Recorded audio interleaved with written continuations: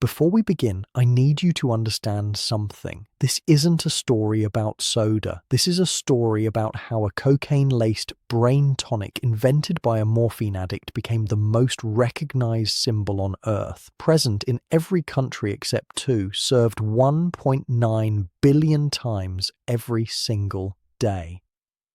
Along the way, murdered union workers, depleted aquifers, 100 billion plastic bottles a year, and a playbook for corporate impunity copied by every industry since. Phone away. Distractions silenced. If you're here to understand how addiction became empire, let me know where you're watching from. Let's begin.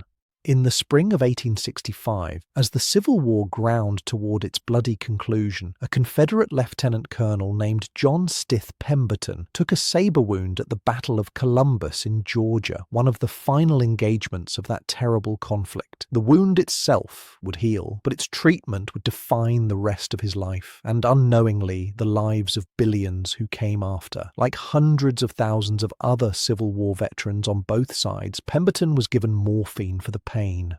It was standard medical practice. It was also a death sentence of another kind. They called it soldier's disease, this epidemic of morphine addiction that swept through the veterans of the war, men who had survived the battlefields only to become enslaved to the needle. Pemberton was among them. His addiction was expensive, debilitating, and lifelong. It consumed his finances and drove every business decision he would ever make. He was a pharmacist by training, having apprenticed at 19, and he operated drugstores in Columbus and later Atlanta, developing patent medicines with names like Dr. Tuggle's compound syrup of globe flour. But his true obsession, the obsession that grew alongside his morphine dependency, was finding something that might set him free from it. This is where the story begins to twist into something darker and stranger than you might expect. In the 1880s, there was a product sweeping through the upper classes of Europe and America, a tonic wine called Vin Mariani, created by a Corsican chemist named Angelo Mariani. It was coca wine, red Bordeaux infused with coca leaves, and it contained a meaningful dose of cocaine.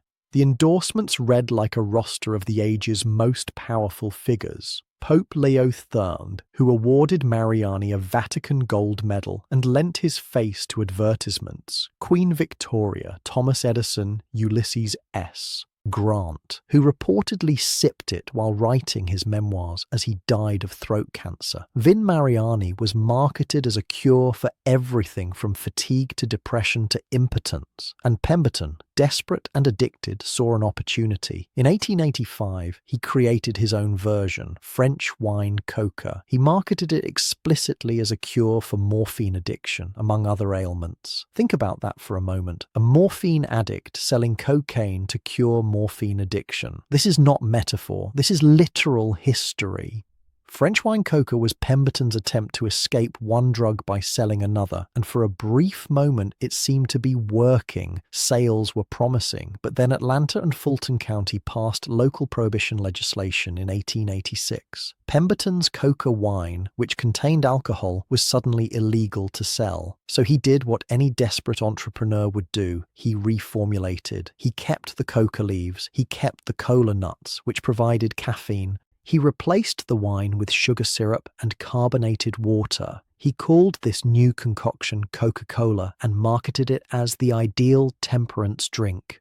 On May 8, 1886, the first glass sold at Jacob's Pharmacy in Atlanta for 5 cents. Pemberton advertised it as a brain tonic and intellectual beverage, claiming it could cure headaches, nervous disorders, exhaustion, impotence, and yes, morphine addiction. The man was still trying to cure himself. He never would. John Pemberton died on August 16th, 1888, at the age of 57. He died bankrupt. He died still addicted to morphine. His son Charles, who had helped him develop the formula, died 6 years later at the age of 40, found unconscious with opium at his side.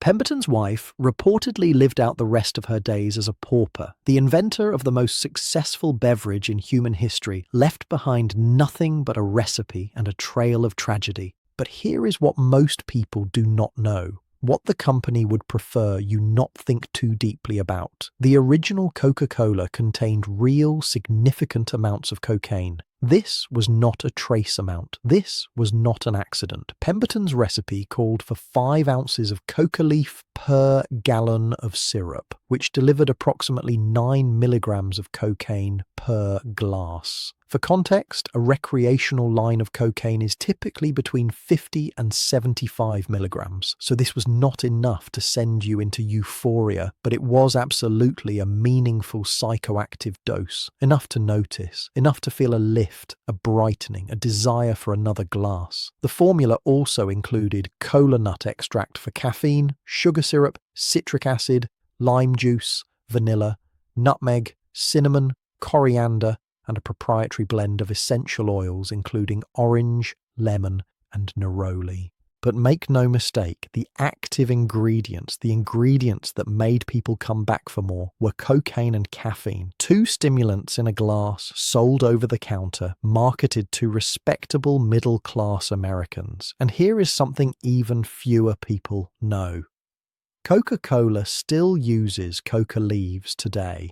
This is not conspiracy theory. This is documented fact. A company called the Stepan Company, based in Maywood, New Jersey, is the only company in the United States authorized by the Drug Enforcement Administration to import coca leaves. They process approximately 100 metric tons annually, most of it from Peru and Bolivia. Stepan extracts the cocaine alkaloid, which is sold to the Mallinckrodt Corporation for use in pharmaceutical cocaine hydrochloride, a legitimate anesthetic. The remaining leaves, stripped of their cocaine but retaining their flavor compounds, are shipped to Coca-Cola for use in their secret formula. A company spokesman confirmed to the New York Times in 1996 that ingredients from the coca leaf are used, but there is no cocaine in it.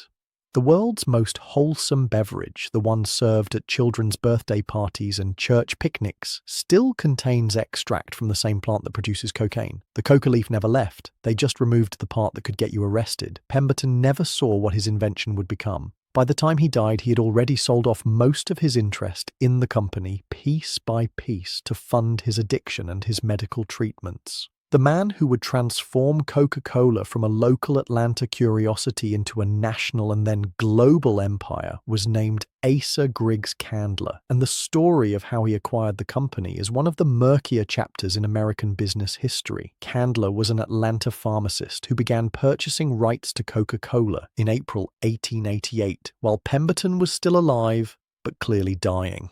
According to some accounts, Candler approached Charlie Pemberton's mother at John Pemberton's funeral and offered her $300 cash for the remaining name rights. His total investment in acquiring full control of Coca-Cola was approximately $2,300, which in today's money would be somewhere between $54,000 and $64,000. For that sum, he purchased what would become the most valuable brand in history. But the legitimacy of that purchase has never been fully settled. In 1914, a woman named Margaret Dozier claimed that her signature on the 1888 bill of sale had been forged. Subsequent analysis suggested that John Pemberton's signature on the same document may also have been forged.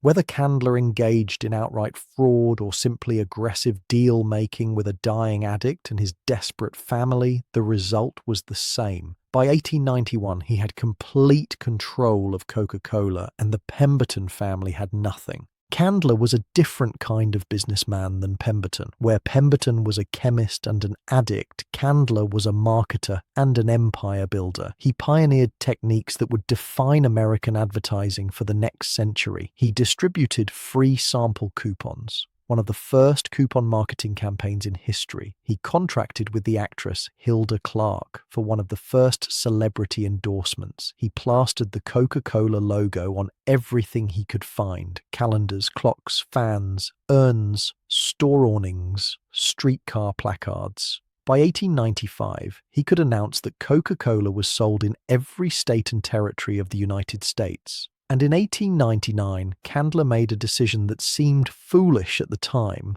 but would prove essential to the company's future strategy of avoiding accountability. He sold the bottling rights to Coca-Cola to two Chattanooga businessmen named Benjamin Thomas and Joseph Whitehead for $1. He reportedly never collected the dollar. The Candler believed the future of Coca-Cola was in soda fountains, not bottles. He was wrong about that, but the franchise system he created with that $1 sale would become the company's most important legal shield. When workers were murdered at bottling plants decades later, when communities saw their water tables drained, when union organizers were shot at factory gates, the company could point to that franchise structure and say, those are independent bottlers, not us. But that defense lay in the future. In the early 1900s, Coca-Cola faced a more immediate problem, and the solution to that problem would reveal the racial politics that had been woven into the product from the beginning. The commonly repeated story is that Coca-Cola removed cocaine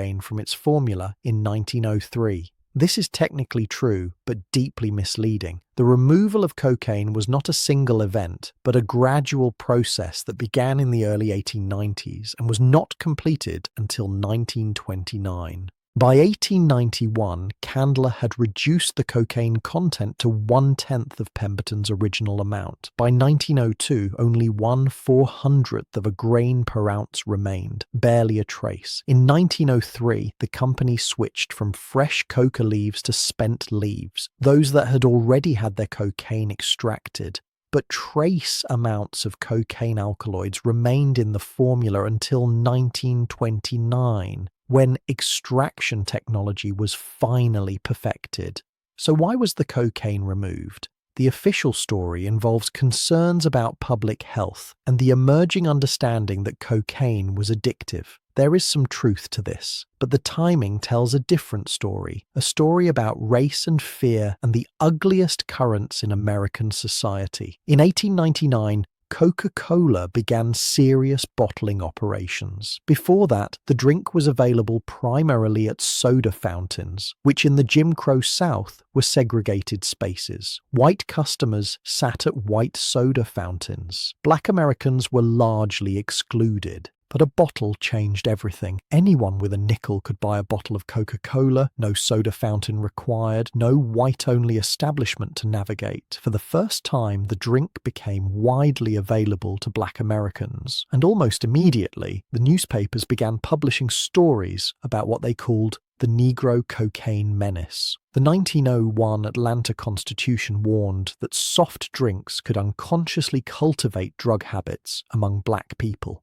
Medical journals ran breathless articles about cocaine-crazed Negroes. Dr. Christopher Koch of Pennsylvania testified before Congress that most of the attacks upon the white women of the South are the direct result of a cocaine-crazed Negro brain. This was hysteria, pure and vicious, but it was hysteria with consequences. Historian Michael M. Cohen has documented in the journal Southern Cultures how these racist fears directly influenced the formula change. By 1901, the same year as the Atlanta Constitution article, Candler was calling for the removal of cocaine. The company began pivoting its marketing from medicinal claims to pure refreshment messaging, distancing itself from any association with drugs and from the racial panic that those associations had triggered. The cocaine was removed not primarily because it was dangerous, but because it had become associated with Black Americans, and that association threatened the brand. This pattern of exploiting craving while managing public perception, of profiting from addiction while deflecting accountability, would define Coca-Cola for the next century and beyond. The cocaine was gone, but the addiction to profit was just beginning. Coca-Cola had learned its first lesson, how to profit from human craving while dodging accountability. The next lesson would come from war. In 1919, a consortium of investors led by a Georgia banker named Ernest Woodruff purchased the Coca-Cola Company from Asa Candler's children for $25 million, at the time one of the largest financial transactions in the history of the American South. But Ernest Woodruff was not the man who would transform Coca-Cola from a successful American soft drink into a global empire. That would be his son. Robert Winship Woodruff was elected president of Coca-Cola in 1923 at the age of 33. And he took the job at a moment when the company was struggling. The stock price had collapsed from $40 to $18 per share. Debt was mounting. Morale was low. Woodruff had been working at the White Motor Company in Cleveland, earning a substantial salary, and taking the Coca-Cola job meant accepting a $50,000 pay cut. He reportedly told friends that he figured if he ever brought the price of stock back to what he had paid for it, he would sell and get even. He never sold. Instead, Robert Woodruff led the Coca-Cola Company for more than 60 years, serving as president until 1954 or 1955, depending on the source, and remaining on the board of directors until 1984. He transformed not just a company, but an entire approach to business, pioneering strategies that would be studied and copied for generations. His philosophy could be summarized in a single phrase that became company gospel: within arm's reach of desire. Wherever in the world a human being might feel thirst, Woodruff wanted a Coca-Cola to be within reach. Under his leadership, company profits climbed from $5 million to $13 million in just 7 years. And then came the catastrophe that should have destroyed everything, the crash of 1929 and the Great Depression that followed. Except it did not destroy Coca-Cola. It made the company stronger. The reason was simple and brutal in its clarity. Everyone has a nickel. In a world where families were losing their homes, where unemployment reached 25%, where grown men sold apples on street corners, Coca-Cola remained affordable. 5 cents for a moment of pleasure, a small indulgence, a taste of normalcy in a world gone mad. The company weathered the Great Depression with rising profits every year, and in doing so, it learned a lesson about the resilience of small addictions, about how people will sacrifice almost anything before they sacrifice their daily pleasures. But Coca-Cola did not simply survive the Depression. It thrived because of strategic decisions that crushed its competition. The soft drink Moxie had been the #1 soda in America entering the 1920s. It made fatal errors. When costs rose, Moxie doubled its price to a dime. When ingredients became expensive, Moxie used cheaper substitutes that changed the taste. Coca-Cola did the opposite. It maintained the 5-cent price point even when profit margins shrank. It increased advertising spending when conventional wisdom said to cut back. Billboard companies gave Coca-Cola extra placements because they did not want empty spaces on their boards, and Coca-Cola took advantage. By 1924, the company's sales vice president Harrison Jones could boast that the cash register rang 2,400,000,000 times that year because of Coca-Cola. But it was not just the price and the advertising, it was the emotional manipulation, the deliberate manufacturing of nostalgia and comfort during a time of national despair. In 1929, just before the crash, an advertising executive named Archie Lee of the Darcy Advertising Agency created a campaign with a slogan that would define Coca-Cola for the next 3 decades: the pause that refreshes. Robert Woodruff later said that no single individual had done more to popularize Coca-Cola than Archie Lee. The slogan captured something essential, not just physical refreshment, but emotional respite, a pause from the relentless anxiety of the Depression, permission to stop and breathe and enjoy something sweet. It was brilliant, and it was calculated, and it worked. Then came the Santa Claus campaign, and this is where the line between marketing and mythology becomes impossible to untangle. In 1931, Coca-Cola hired an illustrator named Haddon Sundblom to create a series of Christmas paintings featuring Santa Claus drinking Coca-Cola. Sundblom would continue creating these paintings for 33 years until 1964. He initially modeled Santa on a retired salesman named Lou Prentice, and later, after Prentice died, Sundblom painted himself while looking in a mirror. the paintings appeared everywhere. In the Saturday Evening Post, on store displays, on billboards, on calendars, on plush dolls. They showed a warm, grandfatherly Santa with rosy cheeks and a red suit, jolly and inviting, clutching a bottle of Coca-Cola. Did Coca-Cola invent the modern image of Santa Claus? The answer is complicated. Santa's red suit and white beard predated Coca-Cola by decades. The cartoonist Thomas Nast had drawn Santa in a red suit in Harper's Weekly back in the 1860s. But Sundblom's paintings standardized and globalized the image.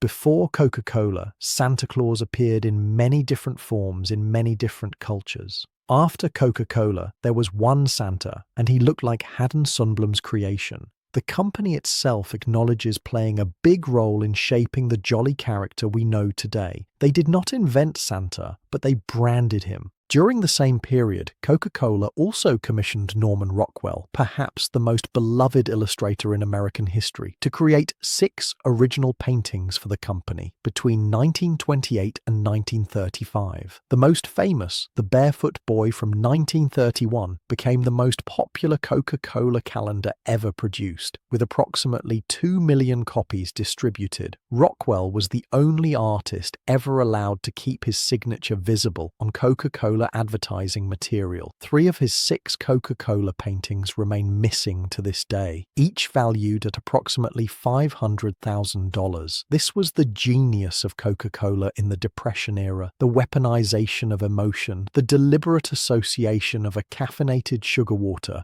with warmth, family, comfort, and the most beloved figures of American mythology. By the time the Depression ended, Coca-Cola was not merely a beverage. It was a feeling. And then came the war, and Robert Woodruff saw an opportunity that would make the Depression look like a rehearsal. In 1941, as the United States entered World War II, Woodruff issued a directive that would shape the next 4 years and, ultimately, the next century. We will see that every man in uniform gets a bottle of Coca-Cola for 5 cents, wherever he is and whatever it costs the company. This sounded like patriotism. It sounded like sacrifice. It was, in fact, one of the shrewdest business decisions in corporate history. On June 29, 1943, a cable arrived from Allied headquarters in North Africa. It is commonly called the Eisenhower Cable, though it was actually signed by General George C. Marshall. The cable, classified confidential and not declassified until 1966, requested 10 bottling plants capable of producing 20,000 bottles per day each, plus 3 million filled bottles, plus equipment to produce the same quantity twice monthly. This was not a suggestion. This was the United States military requesting that Coca-Cola build bottling infrastructure in a war zone. By the end of the war, 64 bottling plants had been shipped overseas to Europe, to North Africa, to the Pacific, including the Philippines and Saipan. More than 5 billion bottles of Coca-Cola were consumed by military personnel during the war, and some sources put the figure as high as 10 to 16 billion servings when you include soda fountains and dispensers. This raises an obvious question that the company has spent decades trying to obscure. Who paid for all of this? The official Coca-Cola history claims we built 64 bottling plants around the world at our own expense, but military historians tell a different story. According to HistoryNet, the company deployed 248 employees to build and maintain 64 bottling facilities across the world, mostly paid for by the military. The reality appears to be a complex arrangement in which Coca-Cola provided equipment, expertise, and employees while the military provided shipping priority, base locations, and infrastructure. Coca-Cola got to build a global distribution network. The American taxpayer got to subsidize it. The war economy had created a rationing system for sugar, and this is where the arrangement becomes truly revealing. In 1942, sugar was rationed across the United States. Households were limited. Businesses had to cut back. Rival soft drink makers, including Pepsi, sharply reduced production because they could not get enough sugar to maintain their operations. But Coca-Cola received an exemption. Sales to the military were excluded from sugar rationing limits. While Pepsi and other competitors withered, Coca-Cola thrived. The company's ability to secure this exemption was not coincidental. After significant lobbying, a Coca-Cola executive was appointed to the Sugar Rationing Board itself. The referee was on the team. But the most remarkable aspect of Coca-Cola's wartime operation was something called the Technical Observer Program. Between 148 and 248 Coca-Cola civilian employees, the sources vary, received military status as technical observers. They were nicknamed the Coca-Cola Colonels. These were not soldiers. They were soda company employees, but they wore army uniforms. They held officer rank and received officer pay. They were given seats on military transport aircraft and ships, the same priority as weapons and ammunition. Their mission was to plan logistics for bottling plant construction and to ensure that American soldiers had access to Coca-Cola wherever they were fighting. 3 technical observers were killed in action during the war, and their names appear on Coca-Cola's internal memorials. Think about what this means. Civilian employees of a private corporation were given military uniforms, military rank, military pay, and military transport priority during the largest war in human history. They travelled on the same ships and planes that were carrying troops and weapons to fight the Nazis and the Japanese Empire. Their purpose was to make sure soldiers could buy soda. Pepsi complained. Of course, Pepsi complained. They protested the unfair access to military bases, the sugar exemption, the entire arrangement. Their complaints fell on deaf ears in Washington. Pepsi had restricted access to military installations. Coca-Cola had exclusivity. The Nazi propaganda machine, recognizing the symbolic power of the arrangement, attacked it viciously. Otto Dietrich, the Nazi press chief, declared in 1942 that America never contributed anything to the world but chewing gum and Coca-Cola. Nazi media labeled Coke a Jewish American drink. They understood, perhaps better than most Americans, what Coca-Cola had become. Not just a beverage, but a symbol of American capitalism and cultural power. The war ended in 1945. Germany and Japan surrendered. Millions of soldiers came home. But for Coca-Cola, the war never really ended, because what ended was the beginning of something much larger.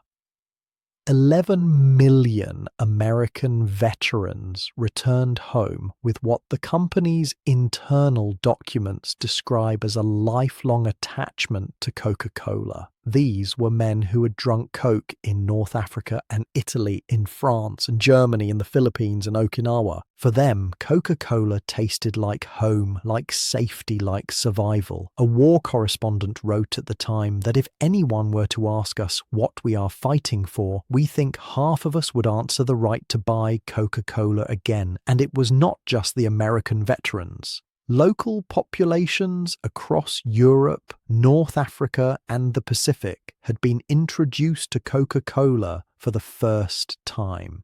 In villages where American troops were stationed, children had tasted their first Coke. The seeds of global demand had been planted, fertilized with military logistics and taxpayer dollars. By the early 1950s, 63 bottling plants were operating across 3 continents, infrastructure that had been built during wartime and converted to peacetime profit.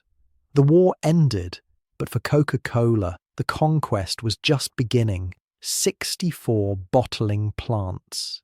11 million loyal customers in uniform, local populations introduced to the product for the first time. The infrastructure for global empire had been built with American taxpayer money and military logistics. Now came the real expansion, the transformation of a wartime arrangement into permanent global dominance. The Cold War was about to begin, and Coca-Cola would become one of its most potent weapons. The The Cold War was not merely a conflict between nations. It was a battle for the soul of human aspiration, fought with nuclear weapons and proxy wars and propaganda and improbably soft drinks. In the aftermath of World War II, as the United States and the Soviet Union carved the world into spheres of influence, Coca-Cola became something more than a beverage. It became a symbol, a weapon, a test of loyalty. And nowhere was this clearer than in France, where the arrival of Coca-Cola triggered a political crisis that revealed the deepest anxieties of a continent struggling to rebuild.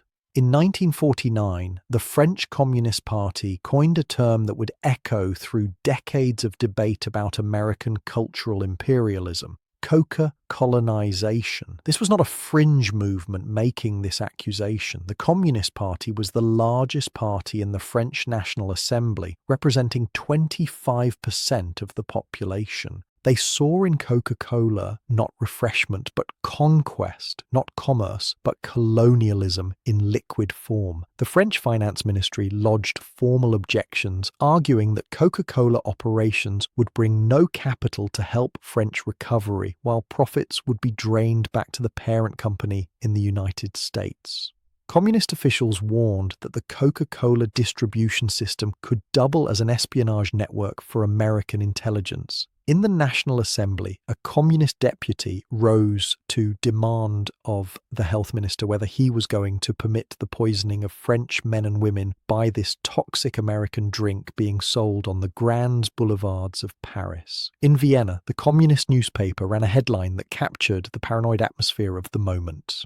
Tremble. Coca-Cola is on the march. The opposition was not limited to communists. Wine growers saw a threat to their ancient industry. Juice producers and mineral water companies feared annihilation. Public health activists, some genuinely concerned and some motivated by economic self-interest, accused the drink of being addictive and possibly poisonous. In November 1949, Communist deputies introduced a bill to prohibit the import, manufacture, and sale of Coca-Cola in France, Algeria, and the entire French colonial empire. The ban failed, but not by much.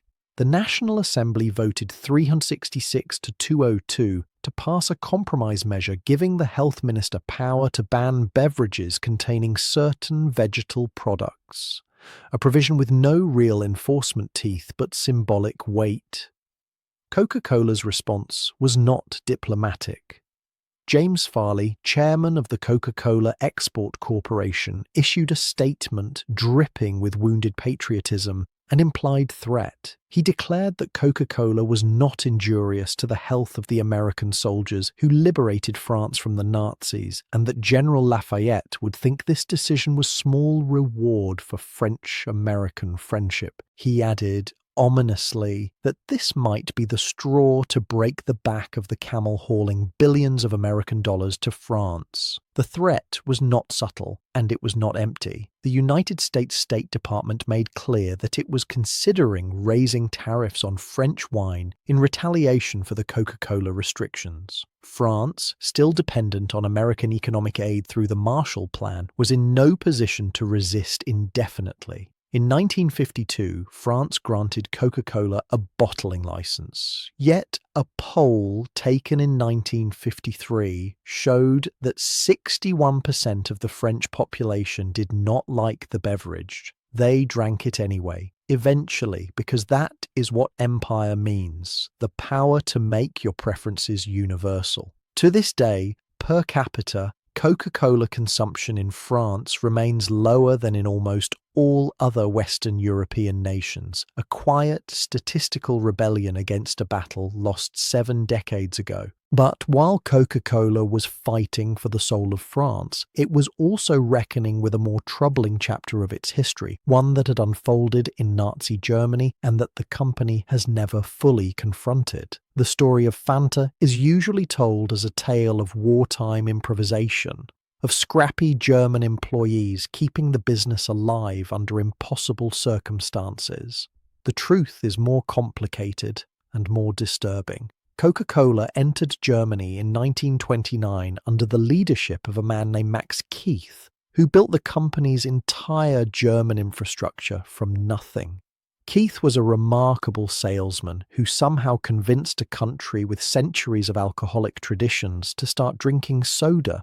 By 1933, when Adolf Hitler came to power, Coca-Cola was already expanding rapidly across Germany, and it continued to expand throughout the Nazi era. In 1936, Coca-Cola sponsored the Berlin Olympics, the games that Hitler intended as a showcase for Aryan supremacy. Company banners hung alongside swastikas. The relationship was visible, deliberate, and profitable. Then came December 1941 and Germany's declaration of war on the United States. The American trade embargo prohibited the import of Coca-Cola syrup into Germany.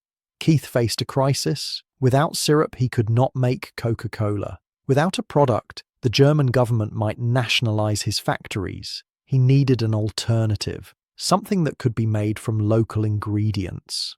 Keith gathered his employees and told them to use their fantasy, the German word for imagination. A salesman named Joe Nip suggested they call the new drink Fanta. It was made from the leftovers of the leftovers, whey from cheese production, apple pomace from cider presses, beet sugar, whatever fruit shavings could be found. It bore no resemblance to modern Fanta, which is an orange soda.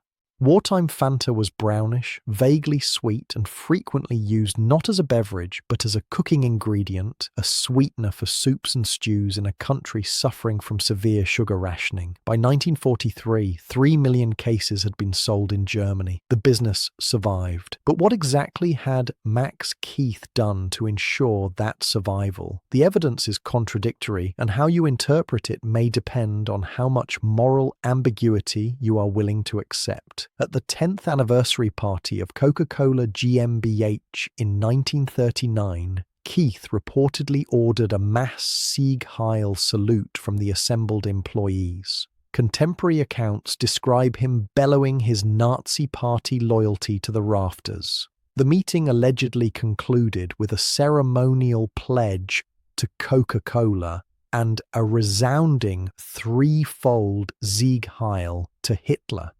Keith reportedly declared that the salute was to commemorate our deepest admiration for our Führer. This was not subtle accommodation. This was enthusiastic public performance of Nazi loyalty. And yet, Keith never officially joined the Nazi Party, despite repeated pressure to do so. An independent investigator later commissioned by Coca-Cola concluded that Keith had never been a Nazi, even though he had been repeatedly pressured to become one, and indeed had endured hardships because of his refusal. When the war ended, Keith could have claimed Fanta as his own invention, made a fortune selling it independently. Instead, he handed over both the wartime profits and the Fanta brand to Coca-Cola headquarters in Atlanta. When American soldiers found him in a partially destroyed factory in May 1945, Keith immediately began working to rebuild Coca-Cola's German operations. In America, he was hailed as a hero. He was promoted to president of Coca-Cola Europe. So what was Max Keith?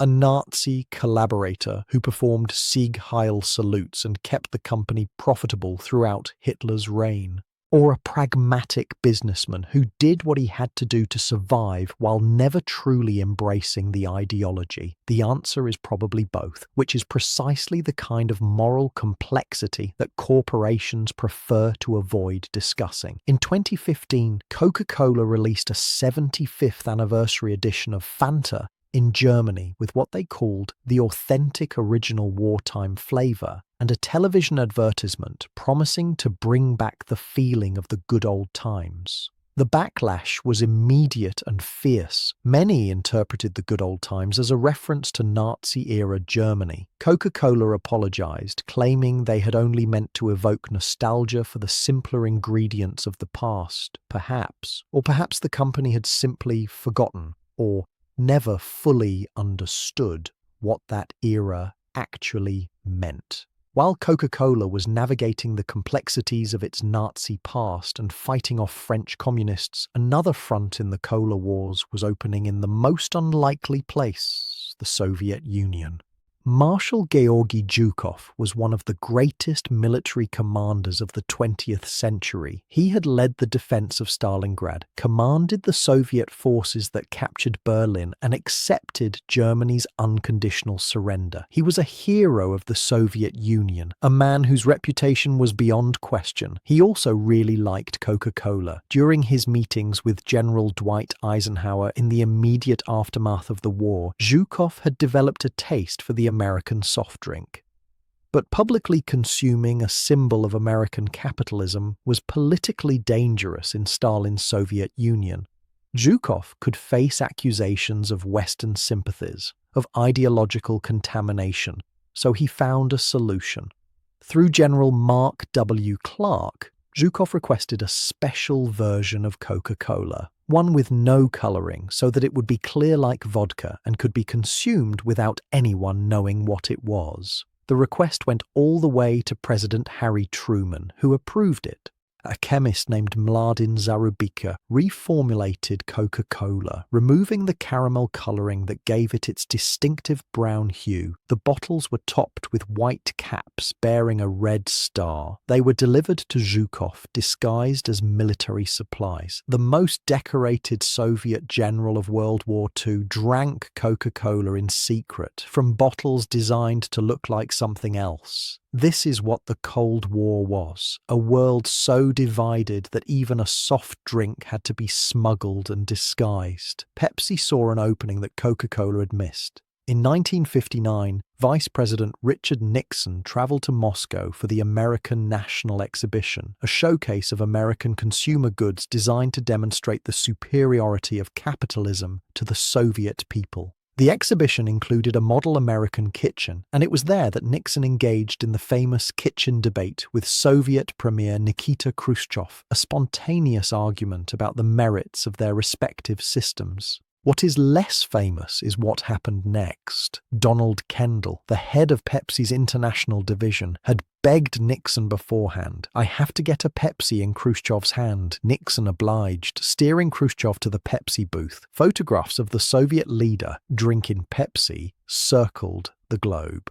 In 1972, Pepsi negotiated something Coca-Cola had never achieved: an exclusive cola monopoly in the Soviet Union. Coca-Cola was locked out until 1985. The arrangement was paid for through barter.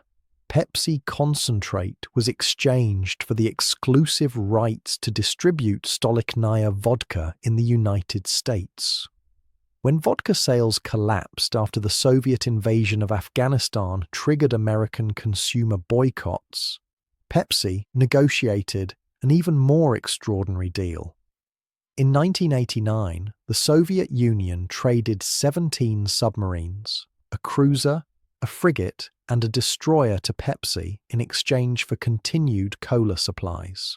Donald Kendall reportedly joked to National Security Advisor Brent Scowcroft that Pepsi was disarming the Soviet Union faster than the State Department. Coca-Cola eventually entered the Soviet Union in 1985 and sponsored the 1980 Moscow Olympics, ignoring the American boycott because the company had never let politics interfere with profit. After the Soviet collapse in December 1991, Coca-Cola moved aggressively, purchasing bottling plants in Moscow and St. Petersburg. By 1998, Russians were drinking 1.2 billion litres of Coca-Cola products annually. The Cold War was over. Coca-Cola had won, but not everywhere. In 1977, something remarkable happened in India, something that almost never happens. A country expelled Coca-Cola and survived. The company had entered India in 1950, just 3 years after independence. For nearly 3 decades, it operated profitably while a newly independent nation struggled with poverty, food insecurity, and the basic challenges of development. Then Indira Gandhi's emergency ended, and the Janata Party took power under Prime Minister Morarji Desai. His industries minister was a man named George Fernandes, and Fernandes had questions. Under the Foreign Exchange Regulation Act, Fernandes demanded 2 things from Coca-Cola. First, that the company transfer 60% of its equity shares to Indian ownership, and second, that the company fully disclose its secret formula to Indian shareholders.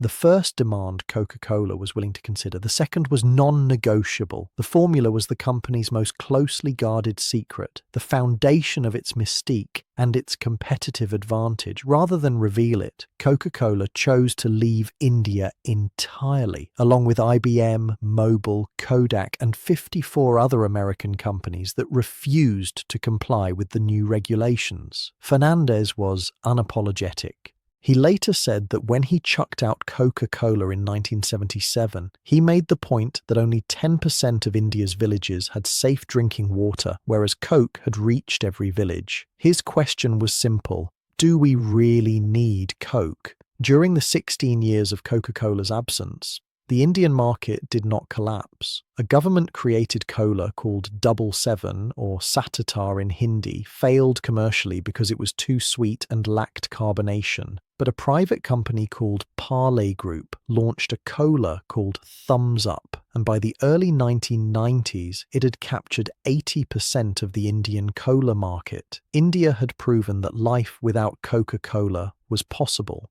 Then came economic liberalization in 1991, and Coca-Cola saw its opportunity. The company returned in October 1993, but it did not try to rebuild from scratch. Instead, it immediately acquired the Parley brands, including Thumbs Up, Limca, Gold Spot, and Citra, for $40 million.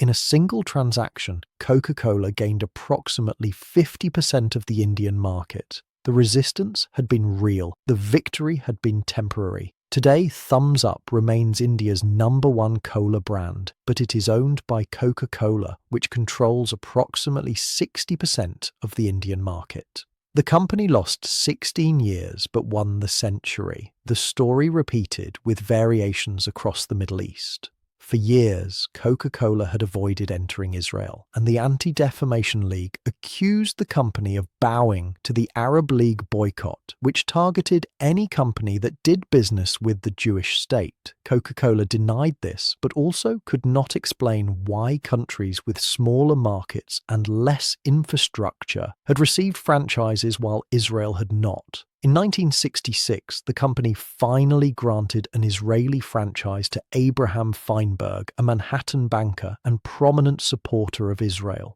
The Arab League's boycott office responded immediately, voting to ban Coca-Cola across the Arab world. 13 Arab nations implemented the boycott, costing Coca-Cola 29 bottling plants, 139,000 dealers, and an estimated $50 million in investment. Pepsi, which had stayed out of Israel, became the preferred cola throughout the Arab world. The irony was rich. Egypt's King Farouk had been such a devoted Coca-Cola fan that restaurants kept special supplies on hand for his visits. President Nasser reportedly drank no other soda, and a minor diplomatic incident occurred when Algerian officials failed to provide Coca-Cola during his 1963 state visit.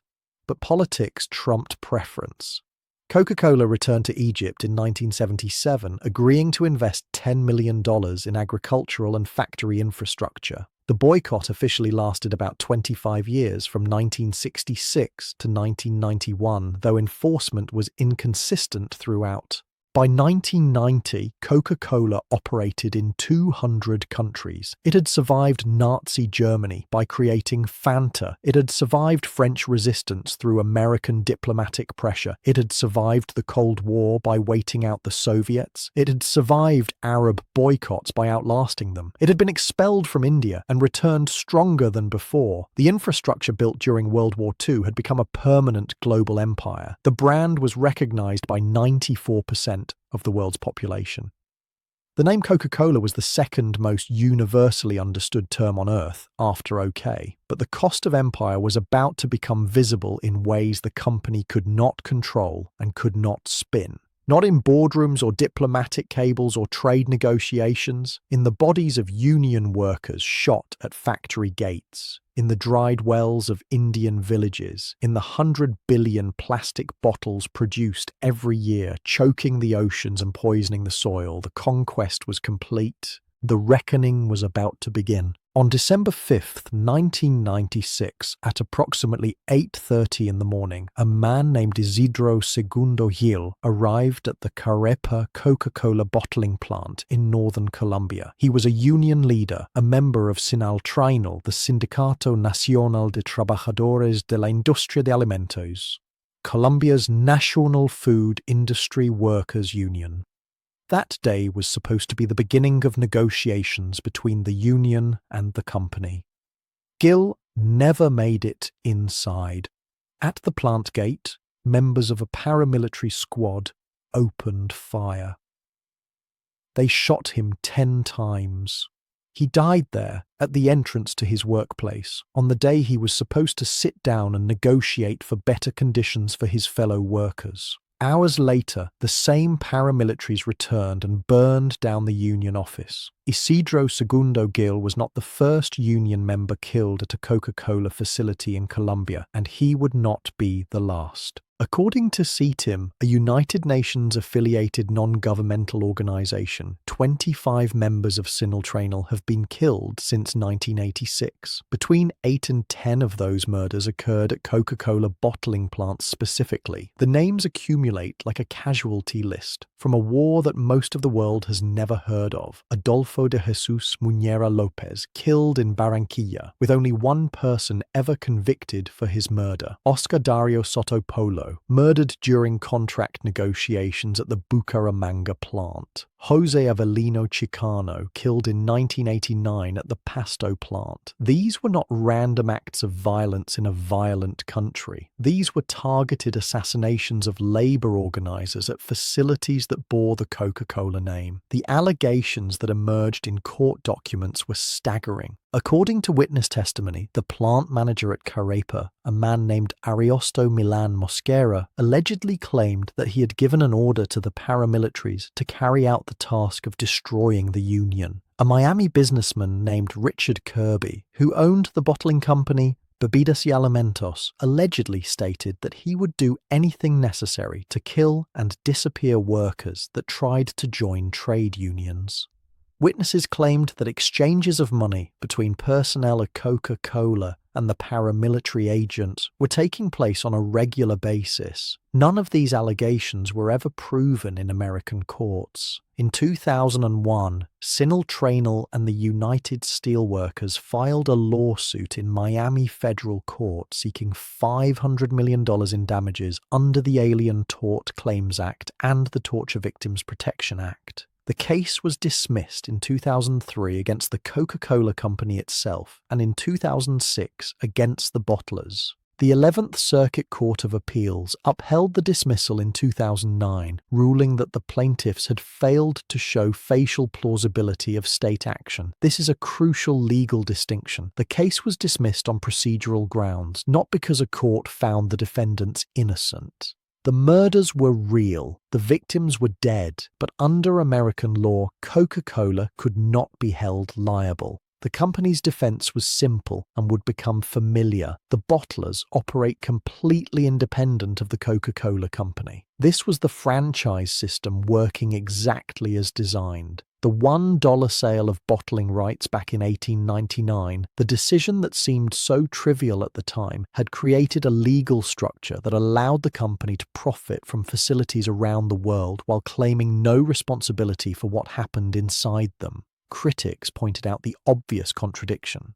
The company's detachment from a bottler's activities, they argued, was conspicuously inconsistent with the company's obsession with overseeing local production and promotion. Coca-Cola maintained strict control over its formula, its branding, its marketing, the exact shade of red used on every can and bottle. But when workers were murdered, suddenly the bottlers were independent and the company had no control. The Killer Coke campaign launched on April 16, 2003, led by veteran labor activist Ray Rogers, brought unprecedented attention to the Colombian murders. More than 60 colleges and universities banned or removed Coca-Cola products from their campuses. 45 labor unions announced their support for the campaign. KLD Research dropped Coca-Cola from its broad market social index. TIAA-CREF, one of the largest pension funds in the world, removed Coca-Cola from its social choice account. The campaign did not bring anyone to justice, but it demonstrated that public pressure could have consequences, even for a company as powerful as Coca-Cola. But Colombia was not where this pattern began. The template for violence against Coca-Cola workers had been established years earlier in Guatemala. The franchise owner there was a Houston attorney named John C. Trotter, a fundamentalist Christian and fervent anti-communist who controlled the Guatemala plant from 1957. When workers tried to organize in 1968, the union leader Cesar Barrias was kidnapped, tortured, and killed. The organizing attempt collapsed. Between 1978 and 1985, 3 consecutive general secretaries of the Coca-Cola Workers Union in Guatemala were murdered. 5 other workers were killed. 4 more were kidnapped and disappeared, their bodies never found. The violence was not merely lethal, it was theatrical, designed to terrorize. Union leader Arnulfo Gomez was found with his lips slashed, his tongue cut out and placed in his shirt pocket, his fingernails broken. The message was clear: speak for the workers, and this is what happens to you. Coca-Cola's response was the same as it would be in Colombia years later. The franchise system meant they had no control over overseas franchise holders. The murders were tragic, but they were not the company's responsibility. International solidarity campaigns eventually forced action. Boycotts spread across more than 20 countries. In 1980, Coca-Cola finally transferred the franchise away from Trotter. After workers occupied the plant for 13 months in 1984 and 1985, the new owners agreed to respect the union. That union remains one of the strongest in Guatemala today, but it was built on the graves of its founders. The pattern was now established: violence against workers, denial of responsibility, and change only when international pressure became impossible to ignore. While workers were being killed in Latin America, something different but equally devastating was happening in India. It was not bullets but water, not paramilitary squads but extraction pumps, not sudden death but slow strangulation of entire communities. In the village of Plachimada in Kerala's Palakkad district, Coca-Cola opened a bottling plant in the year 2000. Within 2 years, the protests began. On April 22, 2002, more than 1,300 people, mostly Adivasi women from the local indigenous community, blocked the entrance to the plant. Their complaint was simple: Coca-Cola was draining their water and poisoning what remained.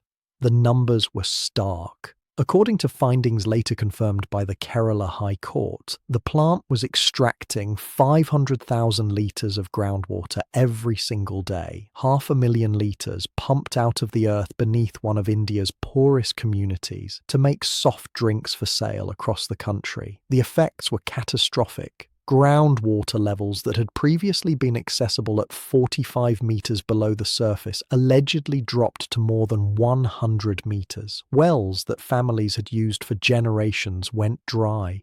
The water that remained was tested by Sargram Metals laboratories and found to be unfit for human consumption, for domestic use and for irrigation. Agricultural yields plummeted, crops died. An entire way of life was being destroyed so that the rest of India could enjoy Coca-Cola. In March 2003, the Perumatti Village Council took an extraordinary step. They revoked the plant's operating license.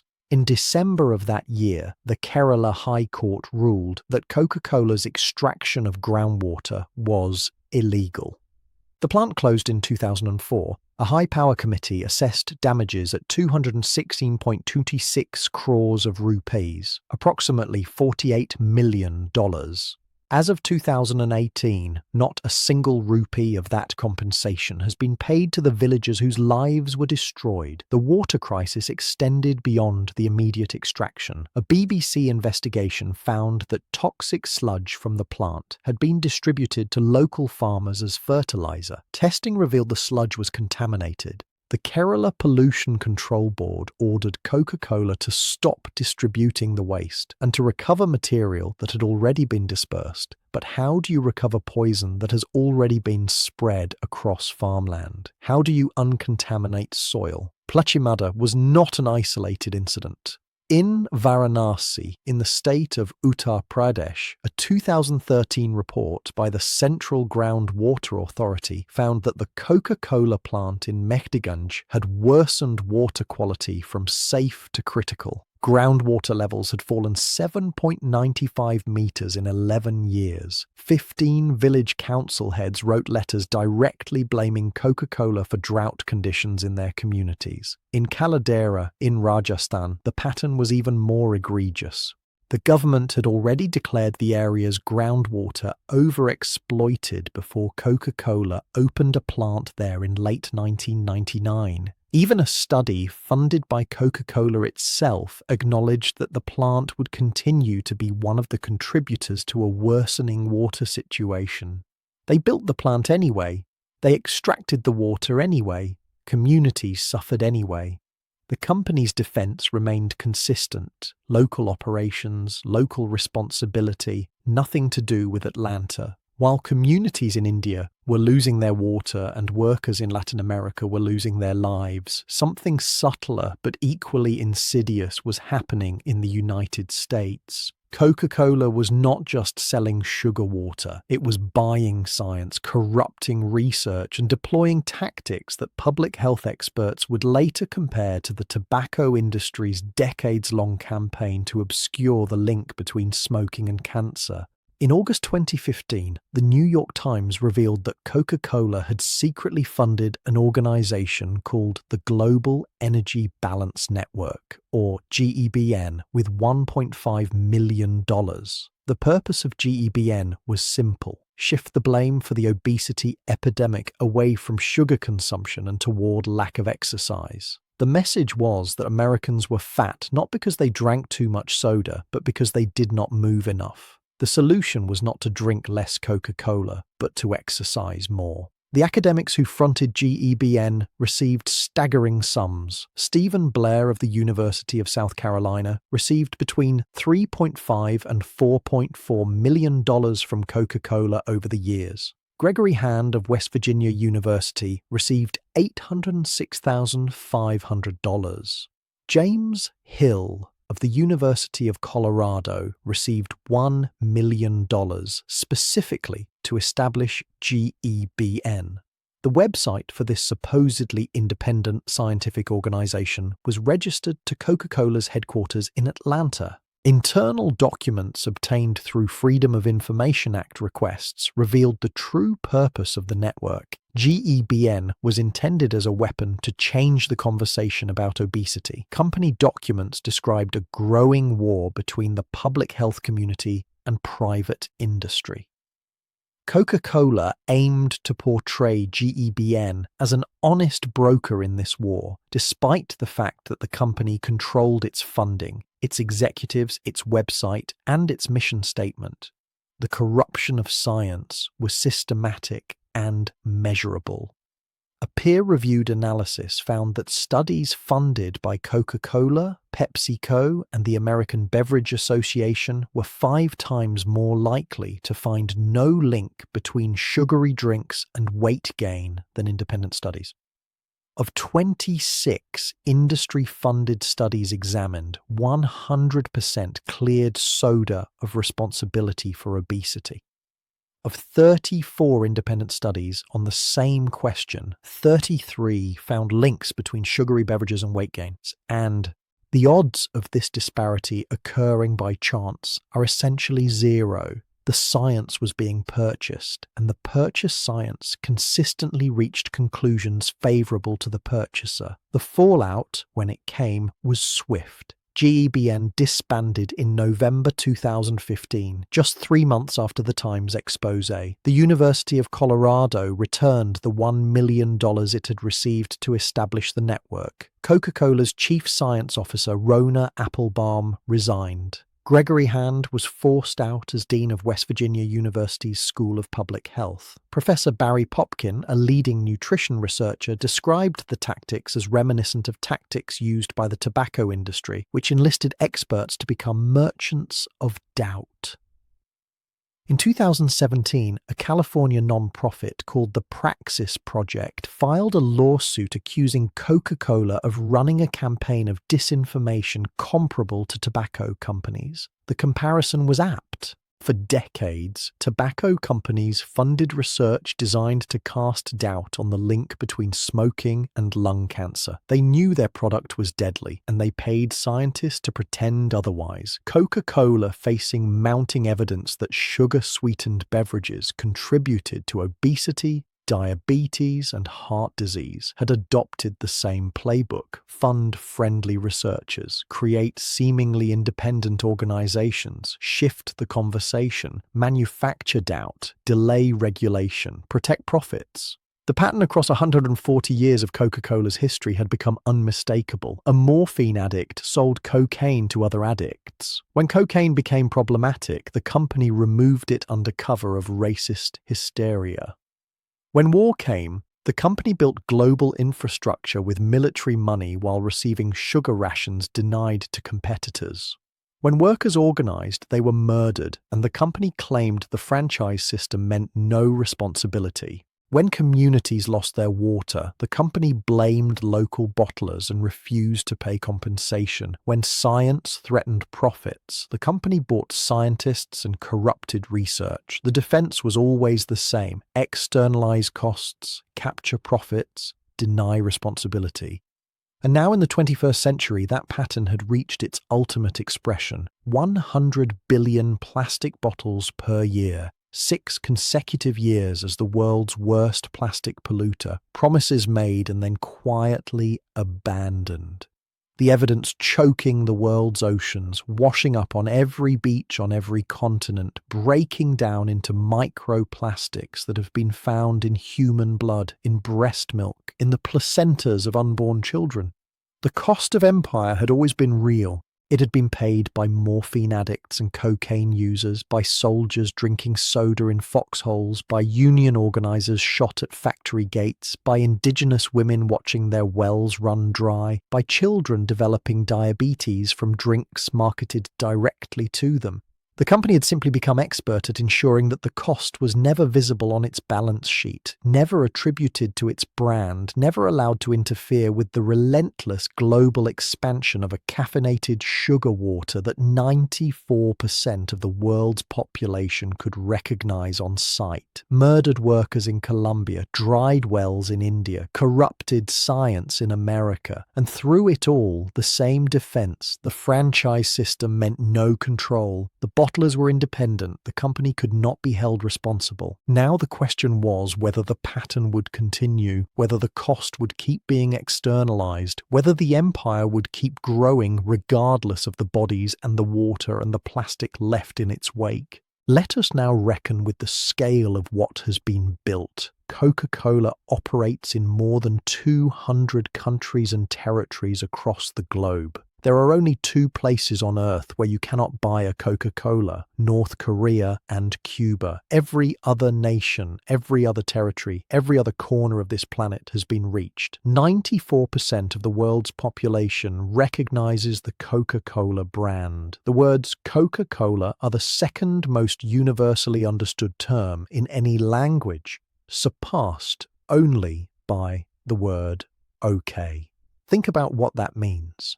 A product invented by a morphine-addicted Confederate veteran in a pharmacy in Atlanta, Georgia, has achieved a level of global recognition that exceeds almost every word in human language. Every single day, 1.9 billion servings of Coca-Cola products are consumed. Some sources place that number even higher, at 2.2 billion for 2024.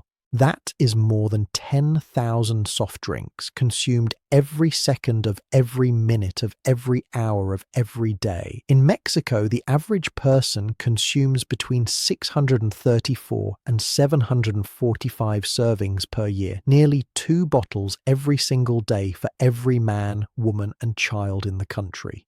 In the United States, the average is 399 servings annually, more than one per day. The financial machinery behind this empire is staggering. In 2023, net operating revenues reached approximately $46 billion. The company spent $5.01 billion on advertising alone, more than the gross domestic product of some small nations, just to tell people to drink more soda. The portfolio includes more than 500 beverage brands and 21 brands that each generate more than $1 billion in annual revenue. The total brand value as of 2024 is estimated at $106.45 billion, making Coca-Cola the seventh most valuable brand on Earth and the single most valuable brand in the food and soft drink industry. The distribution network is equally vast, between 225 and 250 bottling partners operating approximately 900 plants around the world, 16 million vending machines, humming with electricity on every continent, products available in more than 27 million retail outlets. This is not a company. This is infrastructure. This is a system so deeply embedded in global commerce that it has become almost invisible, like electricity or running water, something people consume without thinking about where it comes from or what it costs. But in 1985, the company learned just how deeply it had embedded itself in the human psyche, and the lesson was brutal. On April 23, 1985, Coca-Cola announced the first change to its formula in 99 years. The decision seemed rational. The company had been losing market share to Pepsi for 15 years. Blind taste tests involving more than 200,000 consumers showed that people preferred a sweeter formula. The data was clear. The logic was sound. The result was catastrophe. The backlash was immediate, visceral, and completely irrational by any conventional business metric. Company hotlines that normally received 400 calls per day were suddenly flooded with 8,000 to 10,000 calls daily. More than 40,000 complaint letters poured into corporate headquarters. One man in San Antonio bought $1,000 worth of original Coca-Cola before it disappeared from shelves. Some consumers hoarded 900 bottles. A woman in Georgia assaulted a delivery man with an umbrella, screaming at him for ruining it. An organization calling itself the Old Cola Drinkers of America claimed 100,000 members. The CEO received letters addressed to Chief Dodo at the Coca-Cola Company. This was not a rational response to a change in soft drink formula. This was grief. This was rage. This was the reaction of people who felt that something essential had been taken from them, something that had nothing to do with taste and everything to do with identity, memory, and emotional attachment. 79 days after the announcement, on July 11, 1985, Coca-Cola surrendered. The company announced the return of the original formula under the name Coca-Cola Classic. ABC News anchor Peter Jennings broke into regular programming to deliver the news, as if announcing the end of a war or the death of a president. A conspiracy theory later emerged that the whole thing had been a brilliant marketing ploy, a way to generate publicity and remind people how much they loved Coca-Cola. The theory is false. Company president Donald Keogh addressed it directly, saying that some critics would say Coca-Cola made a marketing mistake, while some cynics would say the whole thing was planned.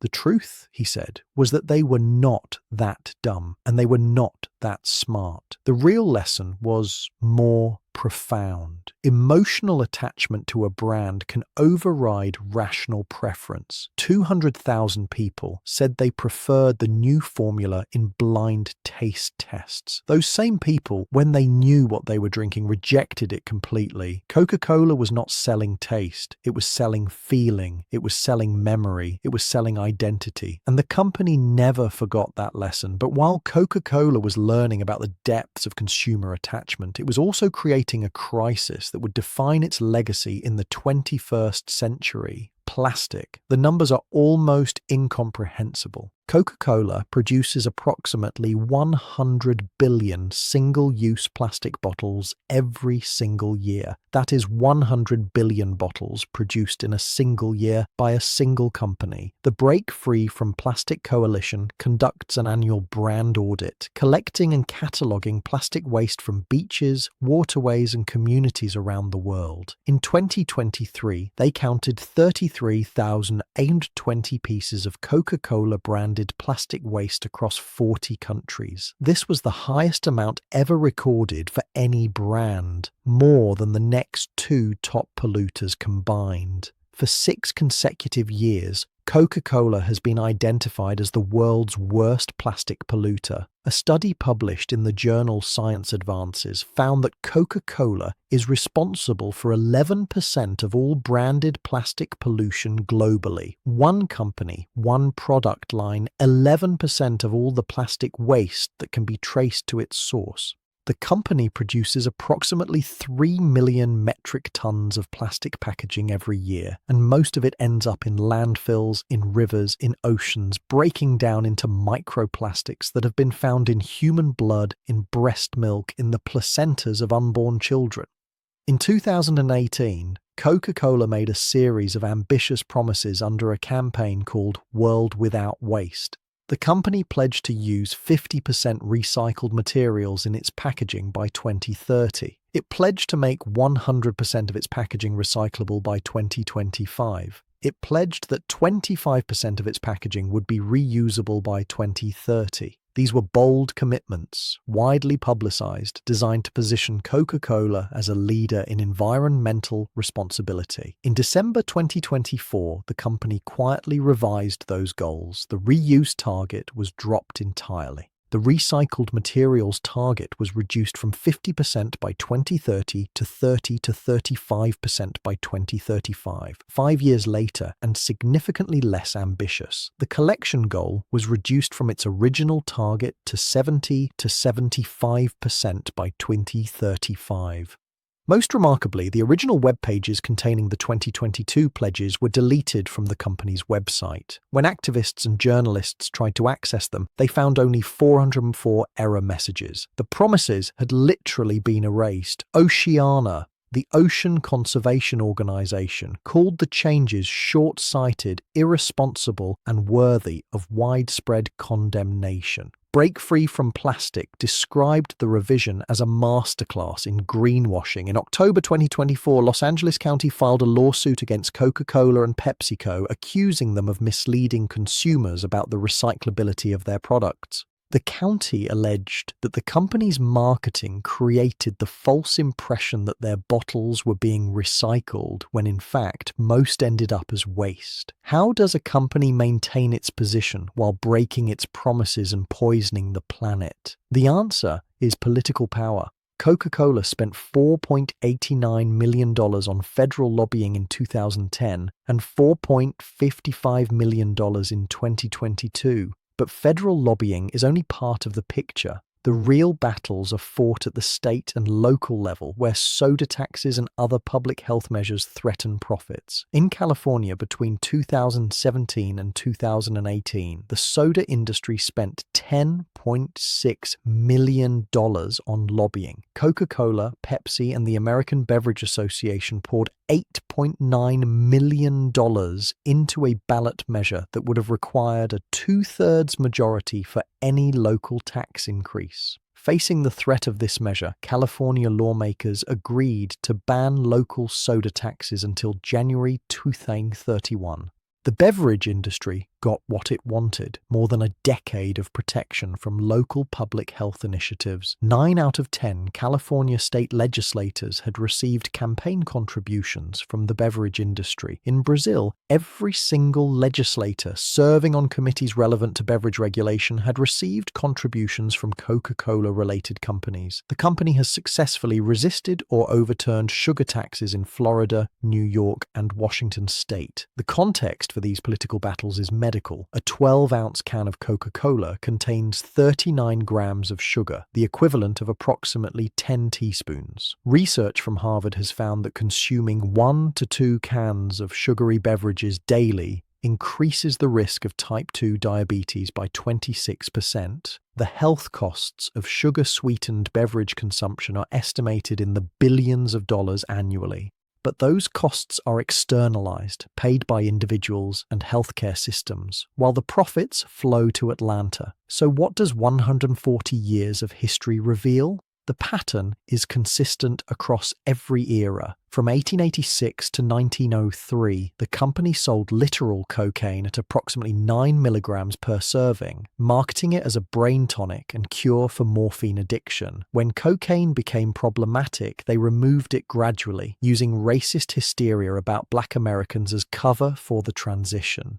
Caffeine and sugar replaced cocaine as the active ingredients, providing the stimulant effect that kept customers coming back. The company continues to this day to use decocainized coca leaf extract in its formula, processed by the only facility in the United States authorized to import coca leaves. In 1985, the new Coke disaster proved that emotional addiction to the brand was even more powerful than the physical effects of its ingredients. In 2015, the Global Energy Balance Network scandal revealed that the company was using tobacco industry tactics to deflect from the health impacts of sugar. Racial dynamics have shaped the company at every stage. In the 1880s and 1890s, marketing targeted white professionals at segregated soda fountains. The 1899 decision to begin bottling made Coca-Cola available to Black Americans for the first time, and within years, the racist cocaine removal campaign was underway. Throughout the 20th century, Pepsi exploited Coca-Cola's reluctance to market to Black Americans, gaining significant market share in African American communities. In 2000, a class action lawsuit called Ingram versus Coca-Cola resulted in a $192.5 million settlement for employment discrimination, one of the largest such settlements in American history. Corporate influence over government runs through the entire story. In 1942, Coca-Cola received a sugar rationing exemption while competitors were forced to cut production, and a company executive was appointed to the sugar rationing board itself. In 1943 to 1945, civilian Coca-Cola employees received military rank and pay as technical observers. In 1966, the United States State Department threatened France with retaliatory wine tariffs over Coca colonization resistance. Today, the company spends $4 to $5 million annually on federal lobbying and has successfully blocked sugar taxes across multiple states. But the most important structural innovation has been the franchise system. That $1 sale of bottling rights in 1899 created a legal architecture that has protected the company for more than a century. When workers were murdered in Guatemala, the company claimed no control over franchise holders. When workers were murdered in Colombia, the same defense was deployed. When communities in India lost their water, the bottlers were blamed. When child labor was documented in supply chains, the company noted that its guidelines only covered direct suppliers. Courts have consistently accepted this defense. Cases are dismissed on procedural grounds. The murders were real, the water extraction was real, the child labor was real, but under the legal framework the company created more than a century ago, none of it can be attributed to Coca-Cola itself. Critics have pointed out the obvious contradiction. The company exercises obsessive control over its formula, its branding, its marketing, the exact shade of red on every bottle. But when something goes wrong at a facility bearing the Coca-Cola name, suddenly the bottlers are independent and the company has no responsibility. The franchise system is not a bug, it is a feature. It was designed, whether intentionally or not, to capture profits while externalizing costs. So where does this leave us? The drink does not judge. It does not carry the weight of this history. It is just flavored sugar water with caffeine, brown liquid in a bottle, with a distinctive shape and a familiar logo. It refreshes. It tastes like what it has always tasted like, more or less.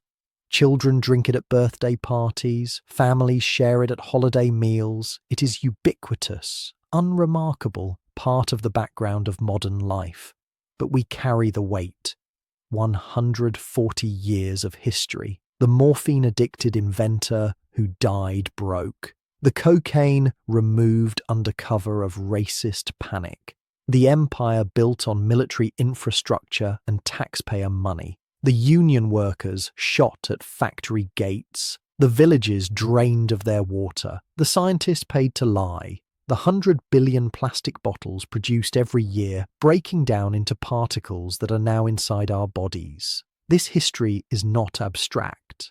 It lives in the dried wells of Plachimada, where families still wait for the $48 million in compensation they were promised. It lives in the graves of Isidro Segundo Gil and Adolfo de Jesus Muñera Lopez and all the other union members whose murders have never resulted in corporate accountability. It lives in the bellies of children consuming 10 teaspoons of sugar in a single can, developing diabetes at younger and younger ages. It lives in the oceans and the rivers and the beaches, in the microplastics found in human blood, in the future we are creating and the one we are foreclosing. The questions remain unanswered. Will we hold corporations accountable for the externalized costs of their products?